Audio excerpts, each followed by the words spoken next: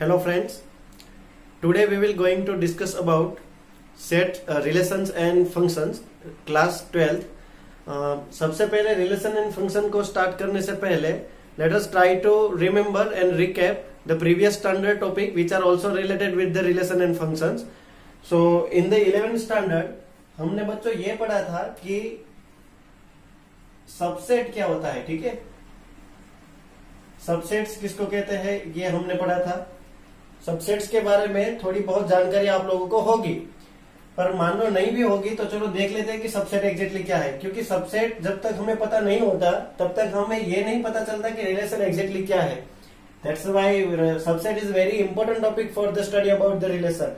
So before we try to study about the relation, let us try to understand what is subset. Subset क्या है? मान लो कि मैं कोई एक सेट लेता हूं A, जिसके अंदर मेंबर रख देते हैं हम A, B, ठीक है। जबकि दूसरा एक सेट ले लेते हैं हम B, जिसका है A, B और C, ठीक है बच्चों। 3 मेंबर इसमें है A, B, C, जबकि इसमें सिर्फ 2 ही मेंबर है। अब मैं आपको क्या समझाने का मैं आपको क्या कह रहा हूं कि B के अंदर ये जो 3 एलिमेंट है, ठीक है, A, B और C, A, B, C को मैं कितने तरीके से चॉइस कर सकता हूं A, B, C जो 3 एलिमेंट है उसको मैं कितने तरीके से पसंद कर सकता हूं, अपना सिलेक्शन कर सकता हूं। तो आप लोगों को पता है कि या तो मैं इसमें सिलेक्शन में करूं ही नहीं, पर्टिकुलर अगर मैं अलग से बात करूं तो B सेट है उसके मुझे सबसेट लिखना है, तो मैं कैसे लिखूंगा बच्चों। एक तो एम्प्टी सेट होगा, एक तो खुद वो सारे सेट अपने अपने पर्टिकुलर एक एक ऑर्डर में होंगे कि A, B और C अलग अलग तरीके से मैं ले लूं, या तो फिर मैं दो के वे में लिखूं A, B, ठीक है, फिर मैं लिखूं B, C, अन्यथा मैं लिखूं A, C, और उसके बाद में क्या लिखूंगा बच्चों, खुद सेट वो पूरा का पूरा A, B, C वो भी मैं सिलेक्ट कर सकता हूं कि नहीं। तो कहने का मतलब ये है कि मैं इतने एलिमेंट्स यहां से सिलेक्ट कर सकता हूं, 1 2 3 4 5 6 7 and 8। मैं 8 रिलेशन में माफ करें 8 जो सबसेट्स है वो मैं चूज कर सकता हूं। मान लो कि ये एग्जैक्टली 3 क्या है, ये 3 मान लो कि आइसक्रीम है, ठीक है, वेनिला है, बटरस्कॉच है और कोई और मैंगो फ्लेवर का है। तो ये जो तीनों आइसक्रीम है, मैं आइसक्रीम को कितने तरीके से खा सकता हूं, समझ में आ रही है बात। या तो मैं आइसक्रीम खाऊं नहीं, मतलब एम्प्टी सेट, या तो मैं हर एक में से एक एक आइसक्रीम चूज करके खाऊं, यानी वेनिला, बटरस्कॉच या तो और कोई। और मान लो कि मुझे 2 आइसक्रीम खानी है, कोई भी 2 आइसक्रीम मुझे सिलेक्ट करनी है, तो फिर मैं 2 की पेयर में आइसक्रीम खाऊंगा। और मान लो कि मुझे तीनों की तीनों आइसक्रीम खानी है, तो मैं तीनों की तीनों आइसक्रीम खा लूंगा। तो ये जो है ये क्या है एग्जैक्टली, B के सबसेट है। और सबसेट कब होंगे, जब मैं इसके क्लोजली मैं इन पूरे एलिमेंट्स को क्लोज करूंगा कर्ली ब्रैकेट से। So look here, how many subsets are there, 1 2 3 4 5 6 7 and 8। There are the 8 subset happened. But wait, क्या इसमें कोई ऐसा पार्ट है जो मैंने ये A लिखा था वो उसमें उपलब्ध है क्या, कहीं दिख रहा है हमें? हाँ बिल्कुल दिख रहा है, ये हुआ देखो, है ना। A, B सबसेट के मतलब सेट के अंदर A, B ये तो वही एलिमेंट है, ये तो वही पिक्चर है जो मैंने यहाँ पे लिखी है। बात पकड़ में आ रही है आपको, ये तो वही पिक्चर है जो मैंने यहाँ पे लिखी है। व्हाट दैट मीन्स, या तो मैं हटाकर इसको ये कह सकता हूँ कि ये क्या है, ये A है, यानी A is what, A is nothing but it is a part of B, it is a part of subset of B, ठीक है। B के मैंने जिस दिन सबसेट लिखे है उसके भीतर कहीं ना कहीं मुझे A दिखने को मिला, उसके अंदर मुझे A उस तरह से देखने को मिला कि मैं कह सकता हूं कि ये पार्ट है उसका, A is a part of B, ठीक है। A है वो B का पार्ट ऑफ है। ये जो मैं पार्ट ऑफ कब से बोल रहा हूं ना, पार्ट ऑफ मैं जो बोल रहा हूं ना, this is nothing but subset बच्चों, यही तो सबसेट है। इसका मतलब क्या हुआ कि इसके अंदर जो रहने वाले A और B भी थे वे भी क्या है, उसका सबसेट है। That's why we can say that A is nothing but it is what, it is a subset of B।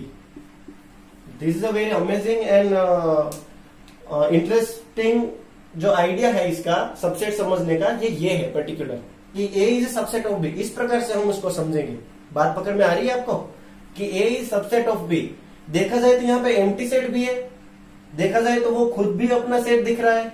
तो मैं क्या कहना चाहता हूं कि empty set is a subset of every set, ठीक है। एम्प्टी सेट आप चाहे इसके सबसेट निकालो, इसके सबसेट निकालो, कल सुबह कोई और भी आपको मान लो कि किसी ने सेट दे दिया तो आप उसका भी सबसेट जब निकालेंगे तो कहने का मतलब ये है कि एम्प्टी सेट हर में प्रेजेंट होगा। That means empty set is a subset of every set. ठीक है, ये पहली कंडीशन हमने 11th में पढ़ी थी। और दूसरी कंडीशन क्या पढ़ी थी, एबीसी, मानो जिसका सबसेट में निकालने का प्रयास कर रहा था वही पूरा का पूरा सेट इसमें मुझे दिख रहा है। देखो A B C complete copy to copy मुझे वही भी मिला। इसका मतलब ये हुआ कि every set is a subset of itself. ठीक है, हर एक सेट अपने आप में भी क्या होता है, एक सबसेट होता है। तो कहने का मतलब ये है कि ये दोनों सेट भी उपलब्ध तो होंगे ही हर एक सेट में। मतलब क्वेश्चन के पर्टिकुलर डिपेंड करते हैं कि यही होगी या कोई होगी, मतलब एम्प्टी सेट तो हर एक में होगा। तो कहने का मतलब ये है कि हम इस प्रकार से सबसेट निकाल सकते थे। सबसेट के डेफिनेट सबसेट को समझना it's very important. Again look here, how many subsets, how many element of subset, 1 2 3 4 5 6 7 8 8, यानी इसके टोटल 8 एलिमेंट है बच्चों। समझ में आ रही है बात, टोटल 8 एलिमेंट है। एंड वेट, बी के अंदर जिस मैंने ये जो सबसेट निकाले वो सबसेट किसके हैं बच्चों, वो बी के सबसेट है। और बी के अंदर कितने एलिमेंट है, there are 3 element in the set B. तो मैं m इक्वल टू अगर 3 ले लू, ठीक है, ध्यान से सुनिएगा, अगर m की वैल्यू मैं 3 ले लू तो मैं 2m करने से मुझे क्या मिलती है बच्चों, 2/3 यानी कि 8। यानी 2m is very beneficial formula for finding the number of subset we can make from the any set. 2m वो बड़ी नेसेसरी फॉर्मूला है। मुझे अगर ये पता लगाना है कि कोई भी सेट में से मैं कितने सबसेट निकाल सकता हूं, तो 2m करने से मुझे उसकी नंबर मिल जाती है कि इसमें 8 सबसेट आप निकाल सकते हो। हर बार ऐसा करने की बात जरूरी नहीं है। अब ये तो हुआ कोई पर्टिकुलर एक सेट का नाम, ठीक है। आगे देखते हैं, मान लो कि ये जो है वो सेट ए है, ठीक है, इसको मैं सेट ए कह देता हूं। मेरे पास दूसरा सेट है जिसका नाम है सेट बी। ओके, अब ध्यान से सुनिएगा मैं क्या कह रहा हूं। सेट ए के अंदर मैं नंबर ऑफ स्टूडेंट्स रख रहा हूं, ठीक है बच्चों। आपके क्लास 12th के अंदर जितने भी बच्चे पढ़ते होंगे, अभी 50 की बैच होगी या 60 की बैच होगी, जितने भी होगी। अब 50-60 तो मैं इसमें नहीं लिख सकता, बहुत बड़ी नंबर हो जाएगी, ठीक है। तो मैं क्या करता हूं, मैं कोई 2 बच्चे लेता हूं। मान लो S1 स्टूडेंट और S2 स्टूडेंट है मेरे पास, ठीक है। S1 और S2 ये दोनों स्टूडेंट्स हैं। आप 3 स्टूडेंट ले सकते हो, आप 4 स्टूडेंट ले सकते हो, 5 स्टूडेंट ले सकते हो, कोई मैटर नहीं है। पर अभी मैं 2 स्टूडेंट लेकर बात कर रहा हूं, ठीक है। अब मान लो कि ये 12th साइंस में ए ग्रुप में पढ़ रहे हैं, ठीक है। कौन से ग्रुप में, ए ग्रुप में। तो ए ग्रुप में कौन कौन सा सब्जेक्ट आता है, मैथ्स आता है, फिजिक्स आता है, केमिस्ट्री आता है, ठीक है, इंग्लिश भी आता है। पर पर्टिकुलर अगर देखा जाए तो पीएमसी कहते हैं इसको, ठीक है, पीएमसी कहते हैं, यानी कि physics, maths and chemistry. PMC group में, यानी ए ग्रुप में पढ़ रहे हैं ये दोनों बच्चे। तो मैं ये बी सेट के अंदर मैं सब्जेक्ट लिख रहा हूं, क्या लिख रहा हूं, सब्जेक्ट। बी के अंदर मैं लिख रहा हूं बच्चों सब्जेक्ट्स, जबकि ए के अंदर लिख रहा हूं मैं स्टूडेंट्स, ठीक है। ये स्टूडेंट्स का है, ये सब्जेक्ट का है। तो इसमें मैं सब्जेक्ट रख दूं जैसे कि फिजिक्स, मैथ्स और केमिस्ट्री। अब मैं कहना क्या चाहता हूं आपको, ध्यान से सुनिएगा। क्या स्टूडेंट 1 है वो कोई पर्टिकुलर एक ही सब्जेक्ट पढ़ेगा क्या, नहीं ना, तीनों सब्जेक्ट पढ़ने पड़ेंगे उसको।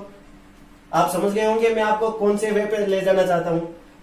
पहला स्टूडेंट है वो फिजिक्स भी पढ़ेगा, वो मैथमेटिक्स भी पढ़ेगा एवं वो केमिस्ट्री भी पढ़ेगा। सेम टू सेम बच्चों यहां पे भी देखो, दूसरा बच्चा है वो फिजिक्स पढ़ेगा, ये स्टूडेंट मैथ्स भी पढ़ेगा एवं ये केमिस्ट्री को भी पढ़ेगा।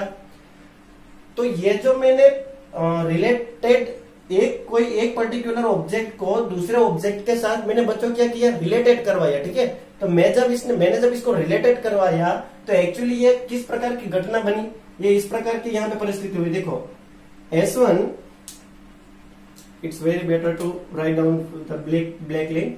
अभी नाइट का क्या है ना, अभी नाइट का थोड़ा एटमोस्फियर है, रात को मैं अभी ये शूटिंग कर रहा हूं, तो ब्लैक से लिखो तो थोड़ा आपको ज्यादा अच्छे से दिखेगा। तो मैं क्या इसको लिखूंगा बच्चों, S1, P, ठीक है, फिर S1, M, फिर S1 जो है वो कोमा है सी के साथ, same to same S2, M, P, S2, M और S2 जो है कोमा C, ठीक है बच्चों। ये क्या हुआ, ये पर्टिकुलर जो एक सेट बन गया मेरे पास। How many elements here, let us count 1 2 3 4 5 and 6, there are the 6 elements here, look. यानी कि यहाँ पे 6 एलिमेंट हो गए, समझ में आई बात? हाँ, ये पर्टिकुलर एक एलिमेंट है, ये हर एक एलिमेंट है, ठीक है। तो ये जो एलिमेंट बन गए वो एलिमेंट कैसे बन गए बच्चों? यहाँ पे कितने मेंबर थे? यहाँ पे सिर्फ 2 मेंबर थे। यहाँ पे कितने मेंबर थे? 3 मेंबर थे। अब 2 और 3 के बीच में मैं ऐसा कौन सा रिलेशन लगाओ? मैथमेटिक्स की प्रॉपरली 4 रिलेशन है बच्चों, 4 रिलेशन। एक तो प्लस का होता है, एक तो माइनस का होता है, एक मल्टीप्लाई होता है, एक डिवाइड का होता है। तो ये चारों ऑपरेशनों में से which operation is very very suitable for getting the 6 number? 2 और 3 का मैं ऐसा कौन सा इनमें से ऑपरेशन यूज करूं कि मुझे 6 नंबर बन जाए? ऑब्वियसली बात है कि multiplication is the very better, ठीक है। यानी 2 और 3 के बीच में एक ऐसा ही ऑपरेशन है जो मुझे 6 बनाने के लिए काफी है। वैसे तो आप प्लस भी कर सकते हो, ऊपर 2 + 3 करोगे तो 5 मिलेगा, ठीक है। तो multiplication is very better for us. So let us what happen, 2 × 3 is getting 6। Try to understand, 2 × 3 is equal to 6। इसका मतलब 2 वो क्या था? ए का नंबर था, 3 वो किसका नंबर था? बी का नंबर था। तो फिर मैं क्या ऐसा ना कह दूं कि यहाँ पे ए × बी करने से मुझे क्या मिला बच्चों? ये सारे के सारे सेट्स मिल गए, यानी कि सारे के सारे एलिमेंट्स मिल गए। तो ये जो ए क्रॉस बी जो मैंने बनाया ना, ये जो ए क्रॉस बी बना ना बच्चों, ये जो ए क्रॉस बी है वो क्या कहते हैं इसको? Cartesian product of 2 set. Cartesian product of 2 sets. ये दोनों सेट्स कैसे होने चाहिए? नॉन एम्प्टी होने चाहिए। यह पहली बात हम याद रखकर चलेंगे कि कार्टेशियन प्रोडक्ट, माफ करें थोड़ा लिखने में गलती होगी, कार्टेशियन प्रोडक्ट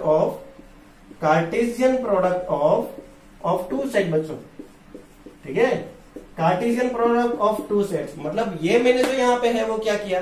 कार्टेशियन प्रोडक्ट निकाली, ठीक है। ये कार्टेशियन प्रोडक्ट होती है, कार्टेशियन प्रोडक्ट ऑफ 2 सेट इसको कहते हैं। और इसीलिए यहाँ पे ए बी के बीच में मल्टीप्लीकेशन सिंबल आता है, ए क्रॉस बी।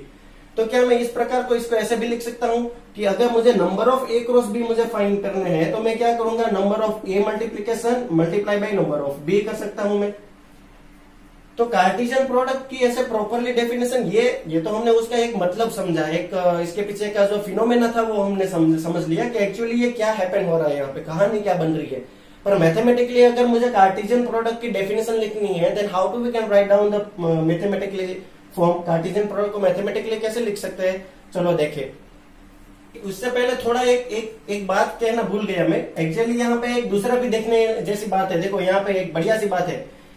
अगर मैं B क्रॉस A करता, ढंग से सुनिएगा, अगर मैं B क्रॉस A करता तो भी 3 to 6 ही होता ना। B क्रॉस A करने से भी बच्चों 6 ही तो मिलता। Then why we can not write down the B cross A here, ठीक है। मैंने B क्रॉस A क्यों नहीं लिखा? क्योंकि यहाँ पे B क्रॉस A लिखने से ये पूरी के पूरी एलिमेंट्स क्या बन जाती? पलट जाती, ठीक है। ऐसे उल्टी फुल्टी हो जाती। पहले P आ जाता, बाद में S1 आ जाता, पहले M आ जाता, फिर S1 आता, पहले C आता, फिर S1 आता। अब आप देखिए कि क्या कभी फिजिक्स स्टडी करेगा स्टूडेंट की? कभी मैथ स्टूडेंट की स्टडी करेगा? कभी केमिस्ट्री कोई स्टूडेंट की स्टडी कर सकता है क्या? है ना, ये तो उल्टी बात हो गई। कर सकते हैं हम, ऐसा करने में कोई ऐसा आपको मना नहीं करेगा कि ऐसा करना वर्जित है, ऐसा नहीं कर सकते हम कर सकते हैं, डोंट वरी, ठीक है। पर ये ऐसे बोलने का लहजा नहीं है, ठीक है। कहने का मतलब ये है कि आप ऐसा नहीं बोल सकते कि कोई सब्जेक्ट है वो स्टूडेंट की स्टडी कर रहा है ना। सुनने में भी कैसा लग रहा है, देखो एक हास्यास्पद जैसी बात हो रही है। कहने का मतलब ये कैसा हम कर नहीं सकते। बाय द वे अगर करना है तो हम लिख सकते हैं, यस, बोर्ड के थ्रू हम ऐसा लिख सकते हैं। तो लिखने से ये प्रॉब्लम होगा कि S1P और PS1, S1M और MS1, S1C एंड CS1, ठीक है। ये दोनों में काफी डिफरेंस है। आपको एक बात समझाऊं मैं, देखिए मैं कहना क्या चाहता हूं, आप सुनिए। कोई जल्दी नहीं है हमें इस चैप्टर को जल्दी से फिनिश करने की, ठीक है। शांति एकदम, मतलब धीरे धीरे इसको समझने के एक्चुअली ये कहना क्या चाहता है। मान लो कि 1 2 और 2 1, अगर ये दोनों को मुझे कार्टेशियन पे बिठाना है, समझ में आ रही है बात? अगर मुझे इसको दोनों को कार्टेशियन प्लेन पे प्लॉट करना है, then how to I can plot it? बताओ कैसे मैं इसको प्लॉट करूंगा? आप कहेंगे सर एक्स एक्सिस पे 1 ले लो, वाई एक्सिस पे 2 ले लो, और उससे जो मिला उस पॉइंट को ऐसे लोकेट कर दो। इसका नाम मान लो A है तो ये A है, यहाँ पे इसको मैं B कह देता हूं तो B कहां पे लाइज करेगा? यहाँ पे फर्स्ट क्वाड्रेंट में ही, बट कहां पे? यहाँ पे। इस प्रकार से यहाँ पे आएगा बच्चों B। Now tell me, now अब ये बताया कि क्या A और B, ठीक है, ए और बी क्या सेम पॉइंट पे आए? दोनों के बीच में कितनी दूरी है? बहुत जगह है इसमें, मतलब ये सेम पॉइंट नहीं है। कहने का मतलब अगर ये सेम पॉइंट नहीं है तो क्या ये भी सेम होने चाहिए? बिल्कुल नहीं होने चाहिए। और ये जब सेम नहीं है तो क्या S1P और PS1 में करता तो क्या सेम मिलता? बिल्कुल नहीं। तो यहां से आपको बात एक याद रखनी है कि कदापि भी A क्रॉस B और B क्रॉस A करने से जो वैल्यू मिलेगी वो सेम मिलेगी नहीं। मानो नंबर ऑफ सबसेट सेम मिलेंगे बट उसके अंदर उसके भीतर रहने वाले जो एलिमेंट्स है वो डिफरेंट डिफरेंट हो जाएंगे, वो सेम नहीं होते। ठीक है, ये बात हम एक याद रखकर यहां से चलेंगे बच्चों। ठीक है, अब आगे बढ़ते हैं हम। मान लो कि कोई दो सेट लेता हूं वापस में, ए जिसके अंदर एलिमेंट है बच्चों ए और बी, और यहाँ पे एक दूसरा सेट है बी जिसके अंदर एलिमेंट है 1, 2 and 3। Clear? Now if I want to try to getting the A cross B, ठीक है, अगर मुझे ए क्रॉस बी निकालना है बच्चों, ठीक, तो मैं क्या क्या निकालूंगा यहाँ पे ए क्रॉस बी में से? मैं इस प्रकार से निकालूंगा कि यहाँ पे ए का मल्टीप्लीकेशन 1 के साथ, ए का 2 के साथ और ए का 3 के साथ। ठीक है ना, आप मैपिंग डायग्राम से भी बना सकते हो। यहाँ पे ए है, बी है, 1, 2, 3 है, तो ए पहले तीनों के साथ रिलेट होगा। जैसे अभी सब्जेक्ट और स्टूडेंट का मैंने माफ करिए, स्टूडेंट और सब्जेक्ट का मैंने जिस प्रकार से अभी एग्जाम्पल दिया उस प्रकार से आप इसको भी बच्चों लिंक कर सकते हैं। सो let us write down start A1 then A2 then A3। Clear?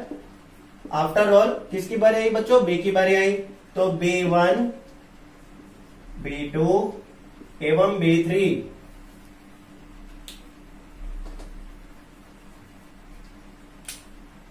ठीक है, और यहां पे होगा B3।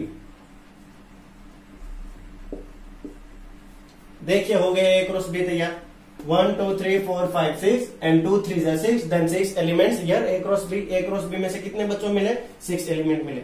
अब थोड़ा ध्यान से सुनिएगा, ठीक है। A1, A2, A3, B1, B2 and B3। अब मैंने जो थोड़ी देर पहले एक एग्जाम्पल लिया था कि मान लो कि मेरे पास सेट ए है जिसमें 1, 2 और 3 है। ठीक है, क्यों सेट ए ले ना कोई और? जैसे कि मेरा नाम केतन है, मैं के से स्टार्ट कर दूं, मेरे पास एक के करके सेट है जिसके अंदर 3 एलिमेंट्स लाइज करते हैं, 1, 2 और 3। Now how many subsets we can make from the K set? K set में से मैं कितने सबसेट बना सकता हूं?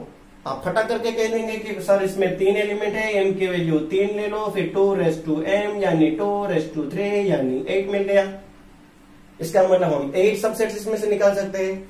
हाँ, बात सही है, पर अगर मुझे 8 के 8 मुझे नेकेड ऐसे देखना है तो मैं कैसे बनाऊंगा ना प्रॉपरली, ऐसे 1, फिर ऐसे 2, फिर ऐसे 3, ठीक है, फिर 1, 2, फिर 1, 3, फिर 2, 3, आफ्टर ऑल 1, 2, 3। ठीक है बच्चों, तो इतने सबसेट हो गए, 8 के 8 सबसेट इसमें से हो गए। क्लियर? तो ये जितने भी सबसेट इसमें से निकले हैं वो सबसेट ये इसके ही तो पार्ट है। मतलब इसमें से मैं इतने सारे चॉइस कर सकता हूं कोई भी नंबर लेने की। तो कहने का मतलब ये है कि जब इनमें से 8 सबसेट में निकाल सकता हूं तो इसमें से मैं कितने सबसेट निकाल सकता हूं? बाय द वे ये भी तो एक सेट है। Look here curly bracket, here curly bracket, curly bracket से क्लोज कर दिया और अंदर बैठे हैं मेहमान। कितने मेहमान बैठे हैं? 1, 2, 3, 4, 5, 6 यानी 6 मेंबर इसमें लाइज करते हैं। तो बच्चों ये मैंने अभी बोला था ना, ये पर्टिकुलर एक सेट है। ठीक है, आप इसको डिफरेंटली मत काउंट करोगे, ए भी अलग है 1 भी अलग है, ऐसा नहीं, ये सब एक एलिमेंट है। तो बच्चों इसमें से मैं कितने सबसेट निकाल सकता हूं? तो आप वापस यही फॉर्मूला लगाएंगे कि हाउ मेनी एलिमेंट्स। लुक 1, 2, 3, 4, 5, 6। यहाँ पे एम की वैल्यू कितनी हो गई? 6 हो गई। तो नंबर ऑफ सबसेट फाइंड करने के लिए मेरे पास प्रॉपरली फॉर्मूला कौन सा था? 2m। यानी मैं यहाँ पे क्या करूंगा? 2m equal to 2 equal to कितना मिलता है? 2, 2, 2, 2, 2, 2, 2, 2, 2। तो 2 2 4, 4 4 16, 16 का स्क्वायर निकाले हम तो 6 6 36, 1 1 1, 6 2 12, यहाँ पे 6 5 और 2 256। इसका मतलब ये होगा कि यहाँ पे मैं 256 सबसेट निकाल सकता हूँ। बाप रे, इतने सारे सबसेट कब लिखेंगे, है ना? ये तो 8 थे, मतलब लिखने में जल्दी हुई, फटा करके लिख लिया। बट 256 सबसेट कब लिख लेंगे आप, है ना? बहुत टाइम लगेगा, मुझे भी टाइम लगेगा, आपको भी टाइम लगेगा, किसी को भी इतने सबसेट लिखने में टाइम लगेगा।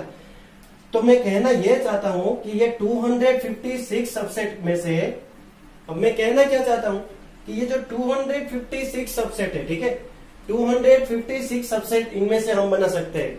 अब आप इसको, इस एग्जांपल को थोड़ा गौर कीजिएगा। मान लो कि यहाँ पे 8 एलिमेंट में से मैं कोई भी 2 एलिमेंट या तो कोई भी 3 एलिमेंट को उठा लू बच्चों, ठीक है। मान लो कि मैं ये तीनों को पकड़ लू, ये तीनों एलिमेंट को मैं पकड़ लू और उसका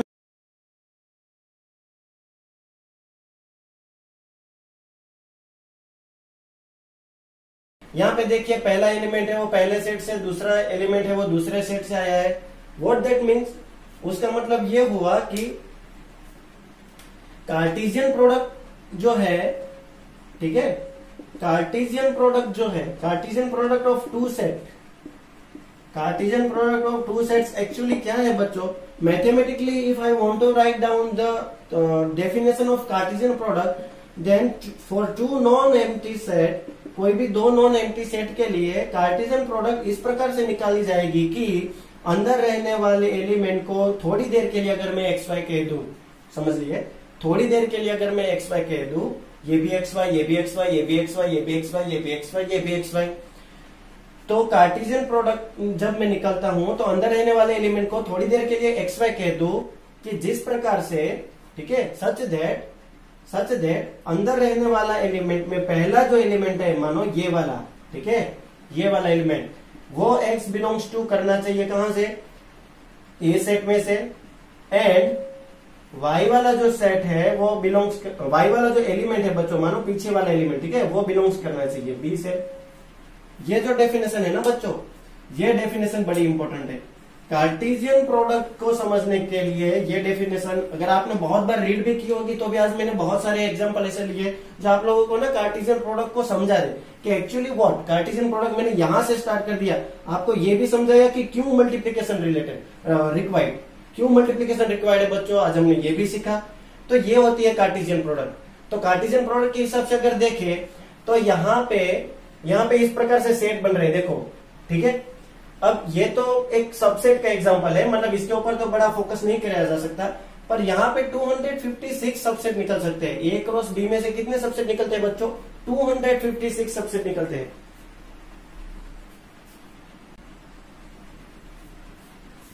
अब ये जो 256 सबसेट है, ठीक है, ये जो 256 सबसेट है, इनमें से मैं, इसमें बहुत सारे सबसेट होंगे। अगर मुझे वो सबके सब लिखने हैं तो मैं किसे लिखूंगा, पहले 5 करूंगा, फिर स्टार्ट करूंगा सबको एक एक, यानी A1, ठीक है, फिर वापस लिखूंगा मैं A2, ठीक है ना, ऐसे मैं लिखता लिखता स्टार्ट करूंगा तो 255 सबसेट हो जाएंगे। फिर 256 वाला सबसेट कौन सा होगा बच्चों, ये पूरा का पूरा है ना, क्यों, क्योंकि अभी हमने देखा था every set is a subset of itself, देखा था ना 1 2 3 वाला एग्जांपल, बी से लिया था, इस कॉर्नर में है वो तो रफ कर दिया, याद है, every set is a subset of itself. It means ये पूरा का पूरा जो एक सेट है वो अपने आप में भी खुद एक सबसेट होगा, है ना, कितनी बड़ी एक मैजिकली बात है। यानी यहाँ पे A1 होगा, देन A2 होगा, फिर A3 होगा, ठीक है, B1 B2 B3, तो मैं जल्दी से लिख लू, ठीक है, ये कर्ली ब्रैकेट नहीं होगा, माफ करें, यहाँ पे B1 फिर B2, ठीक है, B2 और फिर B3। तो कहने का मतलब ये 6 के 6 एलिमेंट भी अपने आप में वापस एक सबसेट हो गए।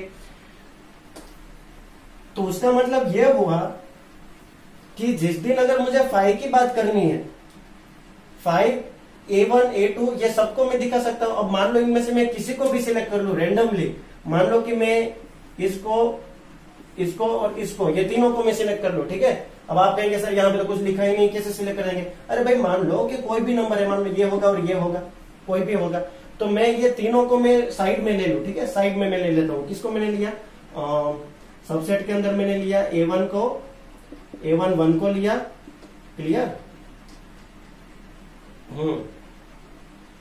A1 1, फिर A2 2, या तो लिख देता हूं मैं B1 B2, A1 B2, और तीसरा होगा कोई ना, मैं मतलब रेंडमली लिख रहा हूं, ऐसा कोई है नहीं कि इसमें से लिखना है। मान लो B3 ले लेता हूं, ऐसा कोई पर्टिकुलर नहीं कि यही लेना है, ठीक है, इसका कोई रूल्स नहीं। अगर इसको मैं R कह देता हूं, R मतलब क्या, real number, no no no no no no, R मतलब रिलेशन, अगर इसको मैं पर्टिकुलर मैंने रिलेशन ले लिया, टेक कर लिया, अपने हिसाब से टेक कर लिया, then how to we can mapping draw the mapping diagram. Mapping diagram अगर इसका मुझे बनाना है तो मैं इस प्रकार से ड्रॉ करूंगा। पहला सेट में से आने वाले पहले सेट में बैठेंगे यानी ए में बैठेंगे, पीछे वाले बैठने वाले जो मेंबर है वो बी सेट में बैठेंगे, मानो इसमें बैठेंगे। अब यहाँ पे ए बी डी, तो मैं इसको ए और बी लिख लूं, क्योंकि बी 2 बार है तो सेट के अंदर 2 बार एलिमेंट नहीं लिखते, ठीक है। 11 का ये पुराना टॉपिक है, मतलब पुराना नहीं है, इंपॉर्टेंट है। और यहाँ पे क्या लिखूंगा बच्चों 1 2 3। Now how to mapping diagram, मैं कैसे एरोस बनाऊंगा, एरो डायग्राम भी कहते हैं इसको। ए से 1 का रिलेशन, बी का 2 से, ठीक है, और बी का 3 से। तो देखो ये मैपिंग डायग्राम बन गया। तो कहने का मतलब है कि सर आपने ये 3 ले लिया इसलिए आपने मैपिंग डायग्राम बना दिया, पर क्या मैं कोई भी नंबर ले सकता हूं? हाँ यस, कोई भी एलिमेंट इसमें से आप उठा सकते हो। यानी कि 256 इसके जो सबसेट थे बच्चों, हम 256 रिलेशंस बना सकते हैं। यस ऐसे। तो इसमें 5 भी तो बैठा है, अरे 5 भी तो बैठा है और खुद अपना अपना सेट भी बैठा है। उसका मतलब क्या हुआ, चलो देखते हैं इसका मतलब क्या हुआ। जो 5 बैठा है उसको कहते हैं एम्प्टी रिलेशन। क्या कहते हैं बच्चों? If relation is equal to 5 then it's called empty relation. इसको क्या कहते हैं? एम्प्टी रिलेशन कहते हैं। और अगर वो सेट खुद ब खुद अपने आप में है, यानी कि R इक्वल टू क्या बच्चों? R इक्वल टू वो खुद ब खुद सेट, यानी A क्रॉस B वाला, ठीक है। A क्रॉस B वाला खुद ब खुद अगर सेट है, यानी रिलेशन कौन है, कौन सा रिलेशन मैंने टेक किया? खुद ब खुद ये जो A क्रॉस B था वही मैंने टेक कर लिया। तो ऐसे केस में इसको क्या कहते हैं बच्चों? इसको कहते हैं यूनिवर्सल, ठीक है, यूनिवर्सल रिलेशन कहते हैं इसको। ये हमने पढ़ लिया था 11th में। इसको कहते हैं एम्प्टी सेट, इसको कहते हैं यूनिवर्सल सेट। बाकी बीच वाले जो है वो 256 में से 1 की बात हो गई, 2 की बात हो गई, 256 हो गया, 255 हो गया। तो बाकी बचे जो 254 बचे, उसका क्या? वो कोई भी हो सकता है, ठीक है। उसका कोई पर्टिकुलर नाम नहीं है कि उसका नाम ये है, उसका नाम ये है, वो कोई भी हो सकता है। पर रिलेशन के अंदर ये समझना हमें बड़ा जरूरी है कि एक्चुअली इतनी ज्यादा टक करने के बाद हमें क्या पता चला बच्चों? इतनी ज्यादा टक करने के बाद हमें एक्चुअली ये पता चला कि कल सुबह मान लो किसी ने पूछ दिया, ठीक है, कि भाई रिलेशन आप पढ़ रहे हो 11th में 12th में, कब से रिलेशन पढ़ रहे हैं? तो रिलेशंस एग्जैक्टली क्या है? What is the properly definition about it? तो रिलेशंस की डेफिनेशन हम ये लिख सकते हैं कि it is a nothing but it is a subset of क्या बच्चों? It is a subset of A cross B, या तो कह सकता हूं A क्रॉस A, ठीक है। It is a subset of A cross B, या तो A क्रॉस A। अरे भाई ये A क्रॉस B और A क्रॉस A क्या था? हाँ, A cross B A cross A ये क्या था? इसका कोई नाम भी तो होगा। ये जो परिस्थिति हो रही थी इसका कोई, इस कहानी का कोई फिल्म का नाम भी तो होगा। Yes, this is nothing but Cartesian product. यानी कि रिलेशन का अगर मैं शॉर्टली लिखूं R, तो R is nothing but it is a subset of, या तो इक्वल टू, अभी मैंने लिखा था ना R अगर इक्वल होगा तो A क्रॉस B से, तो इसको फिर यूनिवर्सल रिलेशन कहते थे, अभी लिखा था, थोड़ी देर में रफ कर लिया, ठीक है। तो R इज इक्वल या तो सबसेट ऑफ क्या बच्चों? The subset of cartesian product of two set, two non empty set के लिए ये कहानी हमें पकड़नी चाहिए दिमाग में, ठीक है। मरते दम तक याद रखना है हमें भैया कि R क्या है, एक्चुअली रियल नंबर क्या है, अरे रिलेशन क्या है? रिलेशन और कुछ नहीं है, कार्टेशियन प्रोडक्ट का सबसेट होता है, या तो वो खुद होता है, ठीक है। तो ये होता है, हमने देखा कि एक्चुअली रिलेशन का मतलब क्या होता है, ठीक है। क्लास 12th में हमने जो पढ़ना है रिलेशन एंड फंक्शंस, तो उसमें हमने देखा कि रिलेशंस का मतलब क्या होता है बच्चों। रिलेशंस में हमने 2 टाइप भी देख लिया, एम्प्टी रिलेशन किसको कहते हैं, यूनिवर्सल रिलेशन किसको कहते हैं। इतना ही नहीं, रिलेशन का हमने पूरा मीनिंग देखा कि एक्चुअली ये इसका जन्म कहाँ से हुआ, ठीक है, बर्थ कहाँ से हुआ इसका, पूरा 11th में भूले गए बिसरे गई जो यादें थी उसको भी आज थोड़ी ताजा कर लिया हमने। उससे आगे अगर बात करूं तो यहां से आपको अभी टाइप्स ऑफ रिलेशन पढ़ने हैं। 12th स्टैंडर्ड में आपको क्या पढ़ना है बच्चों? टाइप्स ऑफ रिलेशन पढ़ना है। फिर आता है types of function, 1-1 function, many 1 function, 1-2 function, ठीक है। तो बड़ा इजी कॉन्सेप्ट है और बड़ा इंटरेस्टिंग कॉन्सेप्ट है बच्चों। ये आप बहुत सारे बच्चे ऐसे कहते हैं कि सर ये पहला चैप्टर है ना ज्यादा टक कराता है और इसमें मतलब बोरिंग थियरी आती है। अगर आप एक पैटर्न के साथ चलोगे तो ये कोई बोरिंग चैप्टर नहीं है, बल्कि मजा आने वाला चैप्टर है, एकदम हलवे जैसा है, ठीक है। तो आप लोगों को ये पता चल गया होगा। आगे वाले जो टाइप्स ऑफ रिलेशन है वो हम इसके बाद के वीडियो लेक्चर में